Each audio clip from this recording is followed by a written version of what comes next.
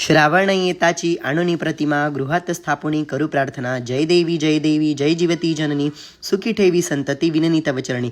तर या प्रतिमेमध्ये भगवान नरसिंहाचा चित्र आलेला आहे, बाळकृष्णांचं चित्र आहे कालियामर्दन करताना, ते नागपंचमीच्या दिवशी पूजायचं असतं। त्यानंतर जरजीवंतिका माता आहेत, बुध बृहस्पती आहेत। आपल्याला पूजेला लागणारं साहित्य या प्रकारे आहे: हळदी कुंकू गंधाक्षता फुले आघाडा दुर्वा 16 किंवा 21 मण्यांचं वस्त्र, फुटाणे दूध, चातुर्मासाची पुस्तिका, धूपदीप लावून घ्यायचं आहे। प्रथमतः मंगल तिलक करून घ्यायचं आहे, गंधाक्षता हळदी कुंकू स्वतःला लावून घ्यायचं आहे। त्यानंतर आपल्याला जिवंतिका मातेचं पूजन करायचं आहे। श्री मात्रे नमः म्हणून आपण पाण्याचा अभिषेक करायचा। त्यानंतर दूध वाहायचं आहे, गंधाक्षता फुले वाहून ज्योतीची पूजा करायची। ज्योतीला 21 किंवा 16 मण्याचं वस्त्र अर्पण करायचं आहे। अशा प्रकारे आघाडा दुर्वा फुलांची माळ बनवून घ्यायची, ती अर्पण करायची ज्योती मातेला मनोभावे।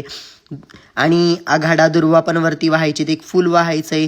धूप दीप नैवेद्य दाखवायचा आपल्याला ज्योतीला। दूध आणि फुटाणे गुळ यांचा नैवेद्य असतो। खरंच बघा, या पृथ्वीवरचं जर अमृत म्हणलं तर दूध आहे। कारण बघा, आपण लहान असतो तेव्हा दूध पितो, दूध पिऊनच आपण मोठे झाले असतो, पण आपण मोठं झाल्यावरती दूध पिऊन राहू शकतो का नाही? तर त्यानंतर आपल्याला कहाणी वाचायची, ज्योती मातेंना अक्षता वाहायच्या। त्यानंतर आपल्याला गोडाचा नैवेद्य दाखवायचा आहे, खीर वगैरे दाखवायची, ज्योतीची आरती करायची।